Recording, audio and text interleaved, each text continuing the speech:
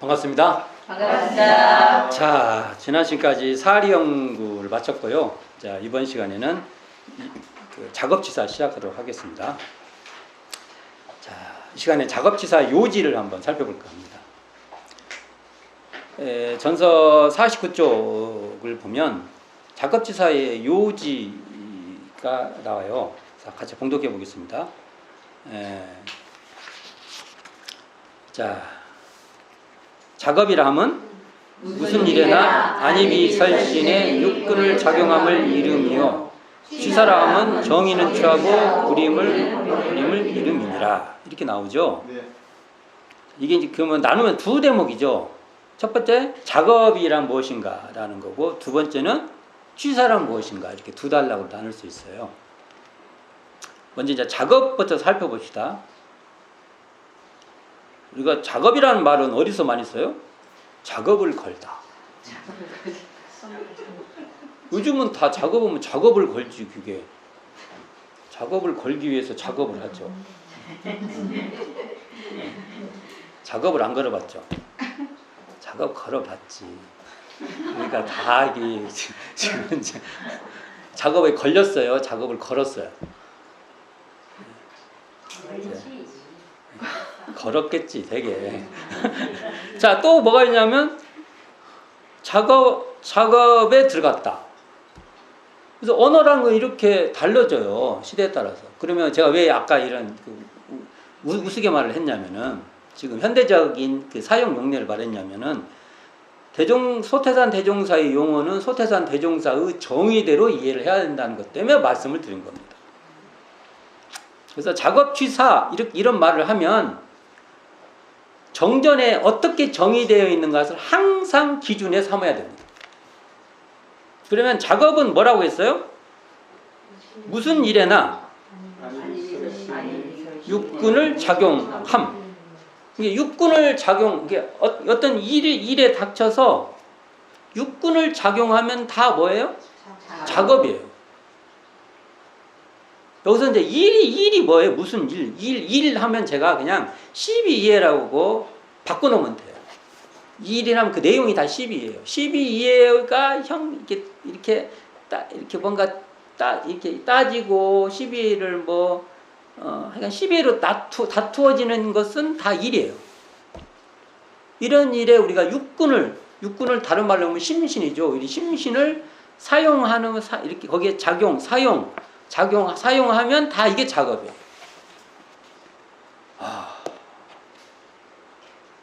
작업을 우리가 수시로 작업을 하죠. 수시로 작업을 합니다.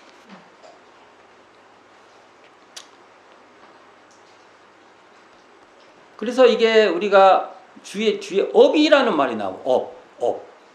보통 이게 업하면 이게 지을업 보통 이렇게 써요. 업보할 때도 다 업보도 지어서 받는다 할 때 업보라고 하잖아요. 지을업. 그러니까 말이 틀린 말이 아니에요. 지을업 하니까 업.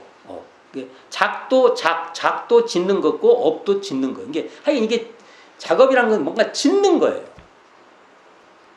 그러면 짓는 것은 어떻게 돼요?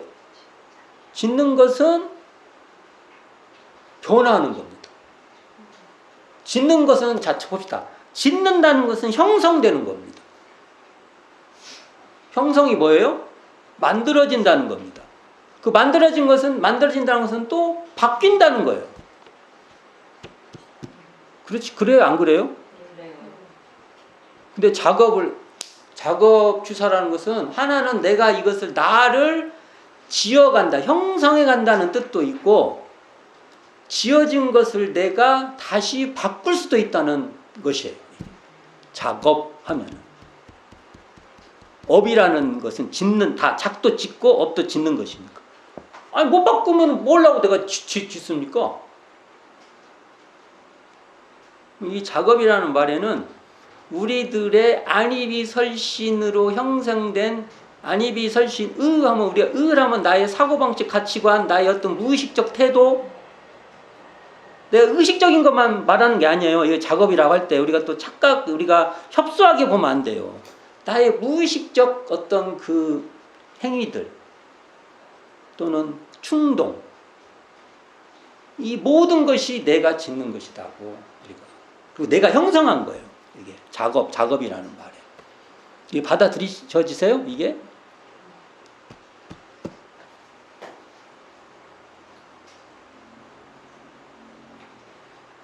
전에 제가 이 말 한 적 있죠. 딱 좌선을 했더니 정말로 내가 몸이 엄청 커졌어.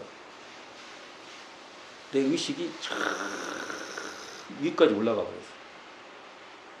많이 올라가요. 저도 많이 올라가 봤어요. 뭐 그리고 나중에는 안 보여.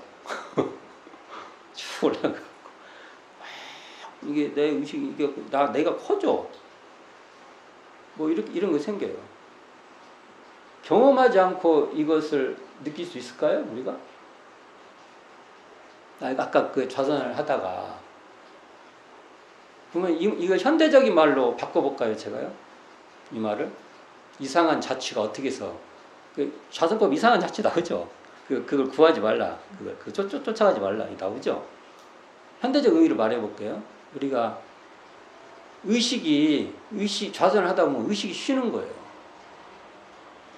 그러면 안 좋은 것도 무의식적인 게 나오지만 좋은 상태도 나오는 거예요. 내가 편안하고 했던 것이 드러나는 거예요. 그럼 그런 것이 생겨요. 그러면 그것도 내 마음에 생기는 것이구나 라고 그것에 붙들리지 않아야 돼. 그것이 그냥 그 앞에 있는 그냥 내 앞에 있는 그냥 형상일 뿐이지 그것을 알아차리고 있는 그 자체는 아니에요. 그리고 그것을 알아차리고 있는 그 뚜렷한 그 마음을 딱 챙기고 그 마음을 거기에 그쳐 있는 거예요. 그러면 그건 그대로 그냥 그렇게 있는 거예요. 그냥 그것에 의해서 내가 내가 기분이 좋니 뭐 대단하니 그런 것도 없어요. 그냥. 그런 게 있는 거예요. 현대적 용어로. 그러니까 우리의 공부법은 현대 정신분석학하고도 다 통할 수 있어요. 그렇게 봐야 봤어요. 그럼 이게 작업도 그런 것도 이런 것도 다 내가 형성되어 있는 것이 나오는 거예요. 내가 안이비설신이 육군으로 지었던 겁니다.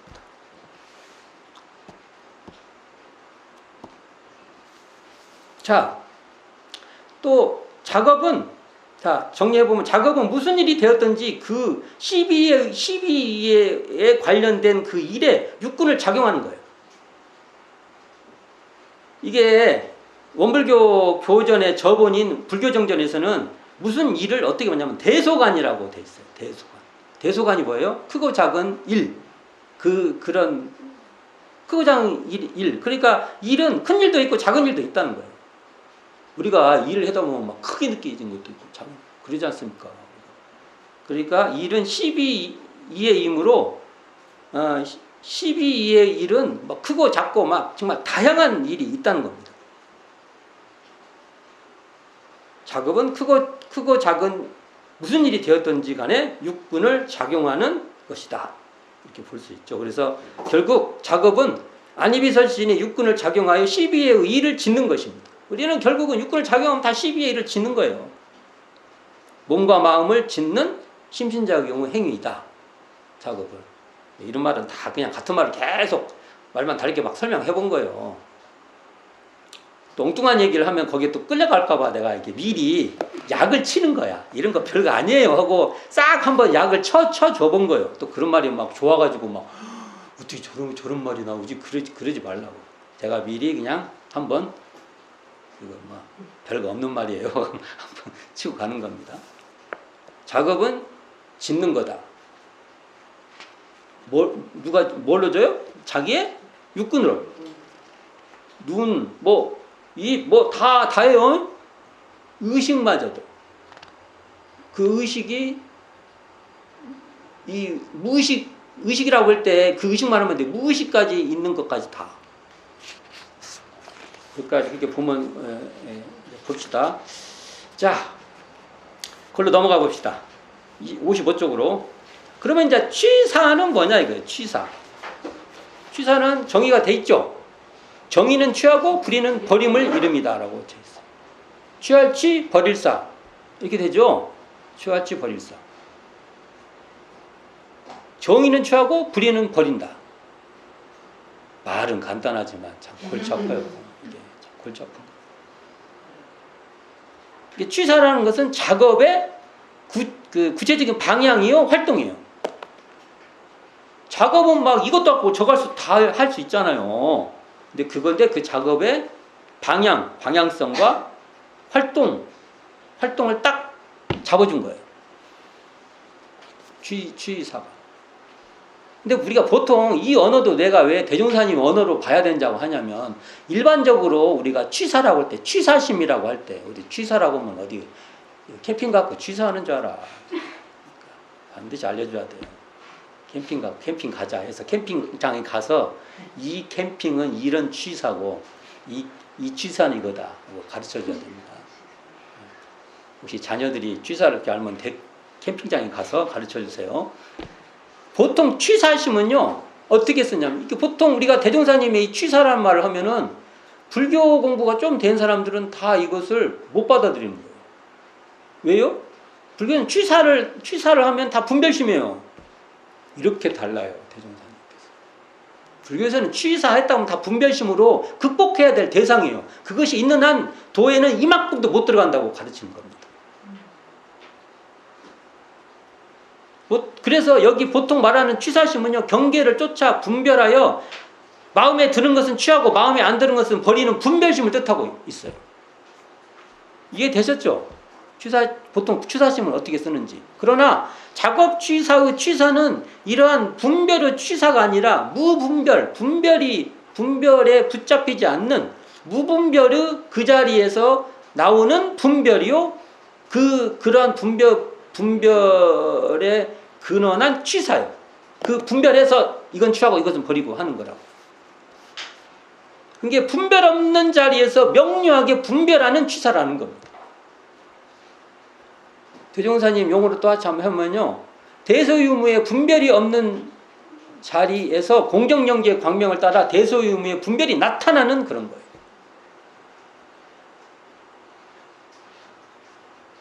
취사에서 중요한 지점은 취사의 대상이요 취사의 구현인 정의와 불의에 대한 파악입니다. 자, 이거 복잡해집니다. 지금부터. 정산용사 법어 경위법 19장에서 이걸 정의를 내려주세요. 취사는 중정, 가운데 중, 바를 정, 중정을 취하고 사고, 삿대고 이렇게 왜곡된 거. 사곡을 버림이 그 대진이라고 정의하고 있어요. 이것도 막 그 용어의 집약이 굉장히 심하죠. 이게 설명해주지 않으면 모를 말이에요. 이게 중정은 저는 그냥 쉽게 말합니다. 이런 쌍의 발현이라고 봅니다. 사곡은 이런 쌍의 왜곡, 잘못된 이의 어긋남 이렇게 그냥 일단은 말해 봅니다. 일단은. 소태산 대종사께서 회보 제40호에서 이런 말씀하십니다. 무슨 일이나 잘된 것은 정의요. 일단 이렇게 말합니다. 잘된 건 정의래. 잘된 건 정의라고 했어요. 무슨 일에서나 잘된 건 정의요. 그 다음이 중요합니다. 잘됐다는 것을 내 생각으로 지금 딱 한 거예요. 지금 우리가 제 이런 거 보면은 대종사의 말은 끝까지 들어봐야 돼요. 그러면 내가 생각한 잘 되는 거야. 이제 뒤에 제약을 딱 가해버려요. 뭐라? 이런 쌍을 채받는 것이며 내가 이런 쌍을 안 채받았으면 다 아닙니다. 잘 된 게 아니에요. 내가 생각한 잘 된 건 아니에요. 다 내려놓으세요. 그 잘 된 거 아니에요. 잘 된 건 이코르보 이런 쌍을 채받는 거. 이게 정의다. 이렇게 말할 수 있죠. 그 다음에 반대로 잘못된 것은 다 불이요. 잘못되면 불이네? 이렇게 되면 저 사람 잘못됐으니까 불이네? 근데 뒤까지 읽어야 돼. 이런 쌍을 채받지 못한 것이 불이다. 그 사람이 내가 불이라고 생각한 것은 그 사람이 안 된 거죠. 이런 쌍을 채받지 못했을 때가 불이에요.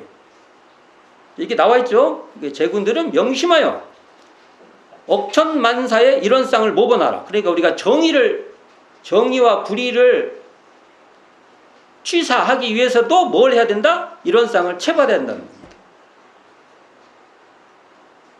정의는 이론상을 채받아서 시비회를 잘 운영하는 것이라면 불의는 이론상을 채받지 못해서 시비회에 잘 밝히지 못하는 겁니다. 잘 운영하지 못하는 겁니다. 이렇게 볼 수 있어요. 자, 이것을 아까 그 대무사님 말씀한 대로 이론상을 채받는 말에 근거해서 다시 한번 풀어보면, 안이비설신이 육군을 공정정지의 이론상 광명에 따라 작용하면 정이고, 육군을 진공묘유 이론상의 조화로 작용하면 정이고, 반대는 자 불입니다. 육군을 이론상과 같이 원망구자고 지공무상 각자의 마음에 따라 사용하면 정이고, 재벌조사 법무중생의 성품자리를 떠나지 않고 작용하면 정이고, 반대는 불이고. 그런 거로 그 원불교 정전회의라는 책에서 이런 정의가 나와요. 성품인 정의의 작업, 이렇게 말해요. 이 용어 참 멋있는 말입니다. 작업을 말할 때 그냥 말하지 않고 정의가 성품이라고 한 거예요. 이 성품의 맞죠? 대무사님 말씀에 이론상을 처받으면 정의라고 했으니까 정의는 성품이 발현된 거예요. 그러니까 성품인 정의예요. 이러한 작업, 이걸 짓는다 이겁니다. 참 멋있는 표현입니다. 이런 것은 알아둘 필요가 있습니다. 그러므로 작업지사는 이론상인 성품을 발현하여 정의를 취하는 육군작용이라면, 성품을 가리는 장애를 제거하여 성품으로 불의를 사하는 육군작용이라고 말할 수 있어요. 그러니까 우리가 이론상인 성품이 드러나는 것은 대소유무의 이치가 드러났다는 것이고,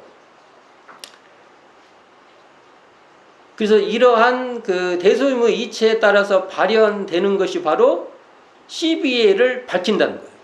그래서 이게 시비회를 밝힌다면은 보통 말하면 오를 시, 이로울 이, 이쪽으로 가도록 한다는 소리죠. 근데 이게 그를 피, 해로울 해가 없도록 하는 그 불의를 제거하는 것도 그 작업치사 중 하나지 않습니까? 이 말은 달리 말하면 해생어은 은에서 해가 되지 않도록 하고, 은생어에 해에서 은혜를 생산하는 거다, 이렇게도 말할 수 있죠. 제가 이것은 사리연구장에서 복잡하게 설명한 적이 있어요. 복잡하게. 굳이 왜 그렇게 복잡하게 설명하냐고 할 때 너무 시비회를 쉽게 생각하지 마세요. 그래서 복잡하게 한 거예요. 그렇게 인생 문제가 단순하지 않습니다. 해에서 은혜가 나오고 은혜에서 해가 나오고, 내가 좋다고 한 데서 더 복잡한 문제가 생기기도 하고, 복잡한 문제인데 궁극적으로 지나고 나면 그게 돼서 시비회를 그렇게 단답형식으로 보지 말라고 해서 그 복잡한 논법을 말한 것 뿐이에요. 그 예를 대승사님께서 그 이공주 선지님 그 예를 들어서 거기에 은생어에 해생어의 사례를 가지고 설명을 쭉 하고 있어요. 그리고 지난번에 했던 거 한번 살펴보시면 됩니다. 자, 그럼 이것을 이제 정의와 불의를, 불의는 정정교육편 법률은과 수행편 무시선법에 등장하는데, 여기에 근거해서 한번 살펴보도록 합시다. 자, 첫째, 사은의 법률은, 사은장의 그 법률은 인도정의의 공정한 법칙이죠. 법률은 뭐라고 했어요? 인도정의의 공정한 법칙. 그게 이것은 이론상의 다른 표현이에요. 이론상의 발현이라고 볼 수 있는데, 이론상의 나타남이 법률은으로, 법률은 뭐냐면 불의는 제거하고 정의는 세우는 그러한 도라는 거죠. 도. 그래서 대종사님께서 이 법설에도 보면 인도정의의 공정한 규칙 이런 말도 나오고요. 또는 정의 도덕의 모든 법칙 이런 말도 많이 나와요. 이게 도덕이라고 쓸 때 앞에다가 정의자를 꼭 붙여요. 그리고 정의, 도덕 이렇게 붙여서 설명을 하세요. 이게. 자, 이건 이제 보면 이걸 한번 따져봅시다. 자, 법률에 보훈한다는 것은 바로 작업 취사의 정의와 상통하는 겁니다. 작업 취사에서 정의를 취한다는 것은요, 법률에 보훈한다는 겁니다. 작업을 취사한다는 말하고 법률에 보훈한다는 말은 같은 상통이 되는 거예요. 그렇죠? 작업을 취소한다는 것은 정의는 취한다는 거잖아요. 정의를 취한다는 것은 바로 법률에 보훈한다는 거예요. 인도정의 공정한 법칙인 그 도에 따라서 한다는 거예요. 같은 말이에요. 같은 뜻이에요. 그러니까 법률은이 이런 쌍을 법률을 통해서 드러내는 것이라면 작업취사는 이런 쌍의 작용으로 정의는 취하고 불의는 버린다는 것입니다. 설명이 그러니까 이건 어려운 말이니까 그냥 단답형으로 법률은 뭐예요? 인도 정의의 공정한 법칙이고 다른 말로 하면 불의는 제거하고 정의는 세우는 도예요. 그렇죠? 이것을 실행하는 것, 이거 법률에 보훈하는 것은 결국은 작업 취사인 정의를 취하고 버리는 것과 같은 겁니다.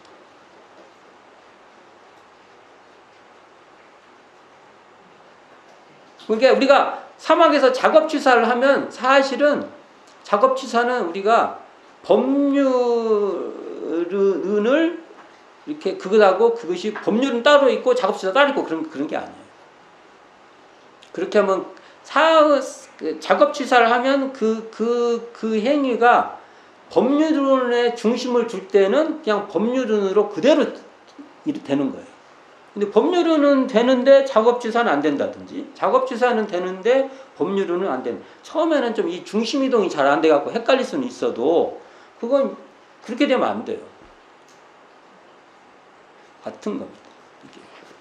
자, 둘째, 서태단 대종사는 월말동시 11호에서 제가 이 말 진짜 많이 했는데 정의란 뭐라고요? 자리타가 화하는 법이다. 많이 말했는데. 그러니까 동포 보훈의 대요가 뭐예요? 자리타의 도입니다. 그러므로 공정한 자리에서 자리타로서 하는 동포 보훈은 정의예요. 그러니까 동포에 보훈하는 행위, 자리타의 도를 행하는 것은 정의예요. 그러면 이렇게 해서 정의를 하나, 사막에 작업 취사를 해서 정의를 취하나, 같은 게 돼야 됩니다. 그래서 사막 공부로서 정의를 취했으면 나중에 그 공부의 초점을 동포 보훈을 한다든지 법률 보훈을 한다고 할 때 초점을 바꾸면 똑같이 그 힘으로 다 돼야 돼요. 같이 통해야 됩니다. 근데 이거 할 때는 되고 이거 할 때는 안 되고 이거 할 때는 되고 이거 되면은 이게 그래서 나중에 나오겠지만 인도상 요법인 인생의 요도인 사은사요와 공부의 요도인 사막팔조가 서로 바탕되는 관계라는 게 이런 겁니다. 나중에 이제 살펴볼 거예요. 자, 결국은 뭐라고 말하냐면 우리가 공정한 자리에서 자리타로서 하는 동포 보훈도 정의고 강자역자 진화상 요법처럼 강자역자가 자리타로 진화하는 것도 정의라는 거예요. 그러니까 작업취사가 되면요 강자역자 진화상 요법도 통해 있어요. 그리고 동포 보훈도 통해 있어요.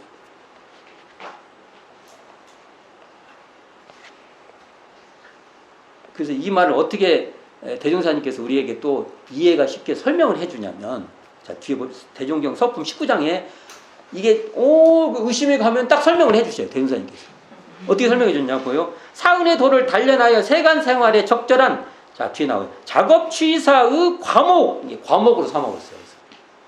그러니까 사은의 도를 작업취사의 과목으로 삼아버렸어요. 이게 사막으로 공부할 때는 사은의 도를 과목으로 삼을 수 있다고요. 과목으로 삼아서 공부를 해버리는 거예요. 사은으로 공부할 때는 사막을 방법론으로 사용하는 거예요. 같은 말이에요.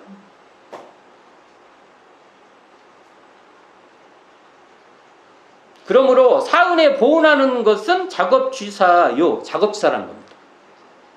특히 동포보훈, 법률보훈을 공부의 조목으로 삼을 수 있다는 겁니다. 자리타의 동포의도와 인도정의 공정한 공정한 법률의 도가 정의이기 때문입니다. 다 이렇게 대운사님 말씀을 쉽게 보면 대운사님 말씀대로 하면 돼요. 사은의 도를 뭐라고요? 작업지사의 과목으로 삼아라 이거예요. 또 사요는 사은의 또 다른 모습이므로 사요 실천이 곧 정의입니다. 사은의 보은하고 사유를 실천하는 것이 정의를 취하는 것입니다. 그러니까 정의를 취하면요, 사은, 보은, 사유 실천하고 통해 있어야 돼요. 이게 뭐 작업지사를 했는데 사은에 잘 안 맞아. 말을 했는데 이게 사은에 보은에 잘 안 맞네. 또는 사유 실천에 좀 거시기 하네. 그러면 의심해야 돼. 자기 자신이 할 때. 자, 셋째 봅시다. 정전수행법 무시선법의 결론에 무시선의 강령이 나와요. 거기 보면 일심과 정의가 제시되고 있는데, 자, 어떻게 정의돼요? 같이 공독해 봅시다. 육군이 유사하면 잡념을 제거하고 일심을 양성하며, 육군이 유사하면 불의를 제거하고 정의를 양성하라. 이 말씀을 정산종사법의 경인편 30장에서 양원국 선진께서 정산종사에게 이 정의 불의의 관계에 대해서 물어요. 이 얘기가 스토리가 쫙 있는데 아침에 좌선을 하고 궁금해서 물어요. 그러니까 평소에 궁금했는데 이게 해소가 딱 되니까 정산종사님한테 절을 딱 우리 질문을 해가지고 평소에 의심했는데 해소돼서 요즘 절 안 치워. 그 절 누가 해요? 종국사님이나 큰 어른들한테 다 갔으면은 다 해소가 됐어. 자기 문제 해결되네. 다 공손히. 옛날에 이런 참 아름다운 모습이 있었어요. 이런 거 우리가 아름답다고 받아들이는 신미안이 있어야 돼. 신미안이 뭡니까? 아름다움을 아는 거잖아요. 그게 있어야 돼. 그게 인간이 가지고 있는 정말 위대한 힘입니다. 이런 아름다움이 있었어요. 너무 보기 좋아요. 그 얘기가 쫙 있는데 이 시간이 그걸 얘기할 시간이 아니니까. 자, 여기서 일심이 뭡니까? 일심을 하면 그냥 집중 이렇게 이해하는데 그 집중을 떠나지는 않아요. 하지만 일심은요, 이론상의 발현이에요. 이론상이 어떤 자리입니다? 이것저것으로 분별되지 않는 하나의 자리예요. 내가 이렇게 말하면 또 이게 나눠지지 않는다니까 생각을 해. 그래서 참 말하기 어려워 죽겠어. 자, 보세요. 또 죽기 들었어요, 제가. 이걸 보는 그 자리하고 연필을 드는 이 자리하고 같아요, 틀려요? 같아야 돼요. 이 일심이.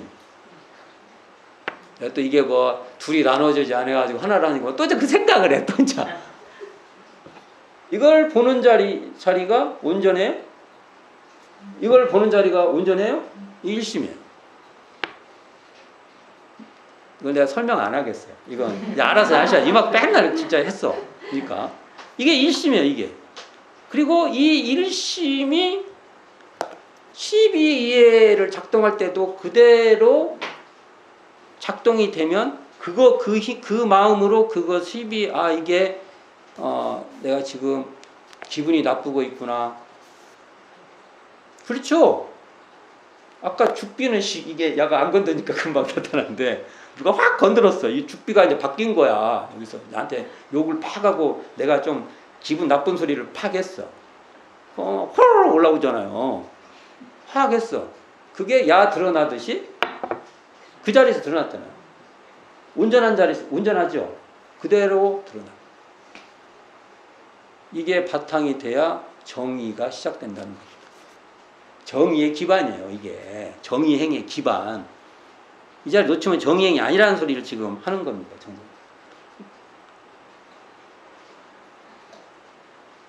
그러니까 양홍 선진한테 정산준사님께서 답한 것을 안 읽어봤네. 읽어봅시다. 자, 같이 읽어봅시다. 무시선의 강령 중 일심과 정의의 관계는 어떠하오며 잡념과 불의의 관계는 어떠하리까? 답하시기를. 일심이 동하면 정의가 되고 잡념이 동하면 불의가 되느니라. 자, 이 설명이 너무 잘 돼 있어. 아까 제가 죽비를 딱 보여주시니까 죽비가 드러난 자리하고 연필이 드러나는 자리하고 같은 자리죠. 이게 일심이에요. 이 자리도 온전하고 이 자리도 온전해요. 그랬죠? 그러면 그 자리가 그대로 동해 활동을 놓치지 않고 처리해. 그래서 12회를 이렇게 밝혀. 아까 여기 말한다 일심이 동. 이 자리가 그대로 이렇게 동해. 그래서 12회를 12회대로 잘 이렇게 동해. 기분이 나쁘면 기분이 나쁜 줄 알고, 그걸 따라서 거기에 기분이 나쁜 것에 막 끌려가는 게 아니라 딱 조절해서 거기에 맞춰서 12회가 작동돼. 이게 정이라는 거. 이런 상을 떠나지 않고 있죠.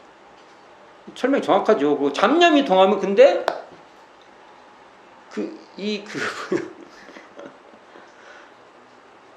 죽비가 드러난 이 자리를 놓쳐버리고 죽비에 끌려다녀요. 그냥. 그것은 아까 잡념이 동한다면 아까지 누가 나를 숨기내면은 그 경계에 의해서 내 기분인지 막 어찌고 막 저찌고 해서 끌려다녀. 그러면 불이라는 겁니다. 정산유산이 한마디로 저같이 말 많이 안 하셔. 원래 이렇게 해야 되는데 진짜. 한마디로 때려줘. 그런데 이 정확하잖아요. 여기서 동하면 이 참 하이라이트예요. 그 일심자리가 동하면 잡념으로 오염돼 버리는 그 자리가 동해 버리면 그런 것이죠. 자, 그러니까 우리가 보통 우리가 정이란 일심이 동하면 정이요. 그게 정이죠. 그래서 일심이 동하면 또 사리에 밝아져요. 그러니까 일심이 동해지면 사리에 밝아지고 그러면 결국은 정이행이 된다는 겁니다. 정신수양과 사리연구가 바탕이 되지 않으면 정의를 취할 수 없다는 것도 말이 됩니다. 그렇죠? 예. 작업치사는 이처럼 이런 쌍자리인 자기의 그 본성, 다른 현대 지금 용어로 말하면 뭐 양심 같은 거, 이런 본성이 구현되는 것부터 이것에 구현해서 사회를 개선해 가는 데까지가 다 작업치사에 들어갑니다. 그러니까 대명사님 표현을 한다면 작업치사는 어떻게 되어요? 개인, 가정, 사회, 국가, 세계로 쭉쭉쭉쭉 확장되어 가야 됩니다. 상황에 따라서 어떨 때는 개인 차원에서만 해야 되고 어떨 때는 가정 차원에서만 해야 되고 하지만 상황에 따라서는 사회 차원까지도 우리가 해야 되고 어떨 때는 국가 차원에서도 용감하게 나서야 되고 어떨 때는 세계가 가야 될 길을 우리가 함께 갈 수도 있는 거죠. 저쪽에서 뭐가 있는데 나하고 관계없다. 그럴 수 없어요. 굉장히 어려운 나라가 있으면 우리가 아무리 해도 상황에 따라서 같이 그 고통에 같이 공감할 수도 있고 같이 잘 살아야 돼. 세계가 같이 잘 살지 않고는 불행해요. 뭐가 불행이 된지 아세요? 현재 미국은요, 아메리카 인디언들의 희생과 흑인들의 희생에 의해서 생긴 미국의 자유, 뭐 이런 부가 생겼어요. 근데 재미있는 것은 미국의 현재의 사람들은 그 고통을 모르고 그 고통을 교과서에서도 안 가르친다는 겁니다. 그러니까 우리가 무엇에 기반하고 있다는 걸 알지를 못해요. 그러니까 계속 옆에 나라에서 보면 이상한 행동을 하는 겁니다. 패권국가의 행위를 하는 겁니다. 자, 마지막으로 제가 대종사님께서 이런 말씀을 합니다. 대종경 수행품 33장에서 문정규 선진께서 대종사님께 여쭈어요. 경계를 당할 때 무엇으로 취사하는 대중을 삼으리까? 이게 작업취사죠? 그때 대중을 어떻게 해야 할까? 참 막막하니까 이거 말씀 물어본 거예요. 같이 봉독해 봅시다. 대종경 수행품 33장이니까요. 33장입니다. 자, 대종사 말씀하시기를 세 가지 생각으로 취사하는 대중을 삼나니 첫째는 자기의 본래 서원을 생각하는 것이요, 둘째는 스승이 가르치는 본의를 생각하는 것이요, 셋째는 당시의 형편을 살펴서 한편에 치우침이 없는가를 생각하는 것이라. 이 세 가지로 대중을 삼은즉 공부가 항상 매하지 아니하고 모든 처사가 자연 골라지나니라. 치사하는 대중은 그때 그 상황에 따라서 적절히 그 때에 맞게끔 해야 된다는 거예요. 근데 그 때에 맞게끔 하기 위해서 서원 생각해 보세요. 서원. 스승의 본의, 당시의 형편. 스승의 본의가 뭐예요?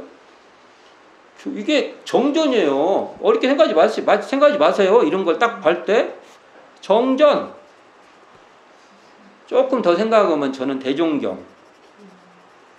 그 이상 잘 안 가려고 해요. 정전 대종경을 딱 기준. 스승의 본인은 뭐요? 정전 대종경. 이거 왜 딴 데로 가? 뭐 지금 뭐 자기하고 친한 스승님 계세요? 그렇게 기준을 그렇게 잡으면 안 돼요. 스승의 본인은 정전 대종경입니다. 우리의 스승님은 누구세요? 소태산 대종사님. 멀리 가지 마세요. 일로 가세요. 그냥 정전 대종. 당시의 형편은 자기가 잘 알겠죠. 서원은 뭐예요?